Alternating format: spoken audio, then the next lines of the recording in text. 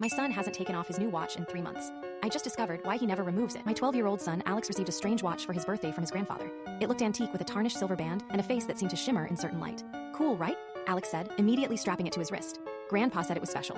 I thought nothing of it until I realized Alex never took it off, not for showers, swimming, or even sleeping. When I asked him about it, he just shrugged. I like it. It feels like part of me now. The first changes were subtle. He started waking up at exactly 3:17 every morning, staring at the ceiling.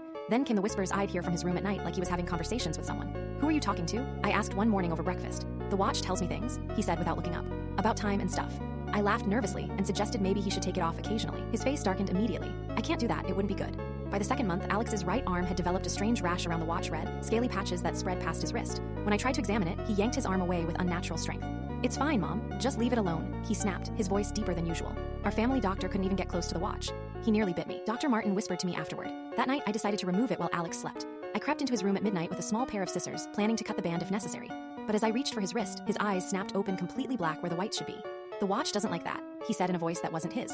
I stumbled backward and ran from the room, locking myself in the bathroom. When morning came, Alex acted completely normal, with no memory of our midnight encounter. Last week, I found an old newspaper clipping in my father-in-law's study about a series of mysterious deaths in 1954. All 7 victims were found with strange markings on their right arms and unidentified metal fragments embedded in their wrists. The article mentioned a local watchmaker who committed suicide after being questioned by police. In his note, he claimed his watches were doorways for something waiting to come through. Yesterday, I confronted my father-in-law about the watch. His face turned ashen. You have to get it off him before the 3rd month ends, he whispered. I thought it was just a story. What happens at 3 months? I demanded.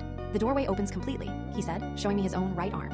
Beneath his shirt sleeve was a twisted mass of scar tissue in the shape of a watch face. I cut mine off just in time, but I still hear it ticking in my dreams. Today marks exactly 3 months since Alex put on the watch. This morning, I noticed our neighbor's son wearing an identical silver watch. When I asked where he got it, he smiled strangely.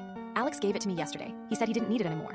I raced home and found Alex in the bathroom, his right arm submerged in the sink. When he turned to face me, his expression was blank, his eyes like glass. Alex is gone, he said in a voice that echoed unnaturally. The doorway is open. He lifted his arm from the water, and where the watch had been was now a perfect circular hole through his wrist. I could see straight through it, but instead of the bathroom wall behind him, I saw what looked like